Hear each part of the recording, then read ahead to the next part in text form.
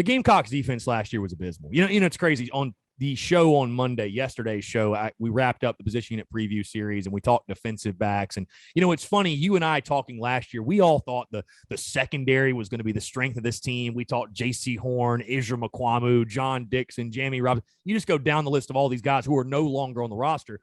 Alex, I don't know if you know just how bad the secondary was a season ago statistically. They ranked 100th or worse in basically every single category you can think of.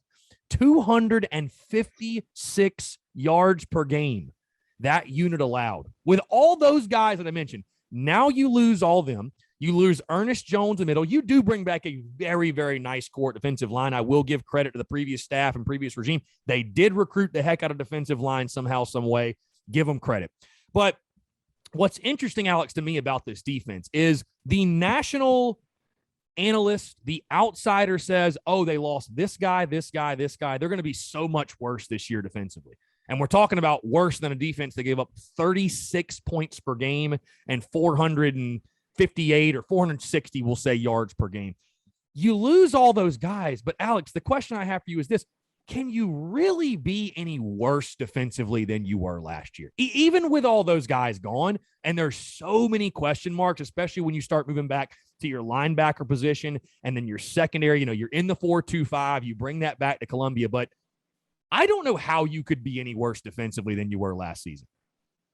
No, I don't think it'll be worse than it was last season. I mean, you go through a 2-8 campaign. You get to about that 2-5 mark. Right. That effort's not going to be 100%. And you had the opt-outs, and you had the opt-outs as well. Yeah, so I mean, I don't want to accuse anybody of not trying, but I don't think they were trying as hard as they otherwise would have been. Right. So you take that into effect. You got a new system coming in. With potentially competent coaching. And, I don't think it's going to be like 450 yards a game. It might be 400. It might be 30 points given up and not 36. But I think it'll be better than it was last year. And again, that just kind of depends on – I really think the infectious attitude of Coach Beamer is what is the difference in that. And that, you're not going to have that same hung dog look on a defense midway through the season that we probably saw last year. I'll ask from a motivational standpoint, I think I think it has to be better. Yeah, I'll ask you this question, Alex. I'm curious to get your take. And I think one of the biggest question marks that Clayton White's going to have to face as defensive coordinator is when South kind of gets in these 3rd and 6s, 3rd and 7s, 3rd and 8s, these obvious passing situations. And I'll ask you, what do you think South kind of should do?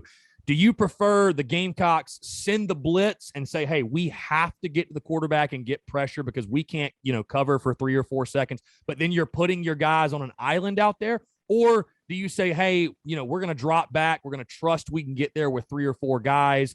But if you don't get there, you're allowing a guy like a JT Daniels or Will Levi's at Kentucky or, any of these other quarterbacks in the SEC that can beat you with your arm. You're giving them maybe that little extra time that you don't have those guys in the secondary that can last that long. What do you think? What do you expect? Do you expect South Carolina to be more aggressive or more conservative? Again, it's all a guess because none of these guys have called a play at the Power 5 level, so none of us really know. But I guess what would you prefer to see? More of an aggressive side or more of a, kind of just lean all on your defensive line and kind of sit back?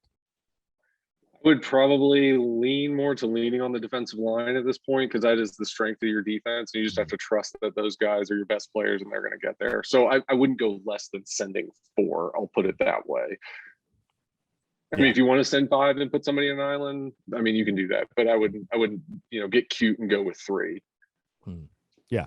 For sure. We've seen enough of long 3rd down conversions since we've started this little conversation. And those are the backbreakers for sure. Yeah, I think so. I agree with you there as well. It's going to be interesting to see how Clayton White, though, I think how they mix that up.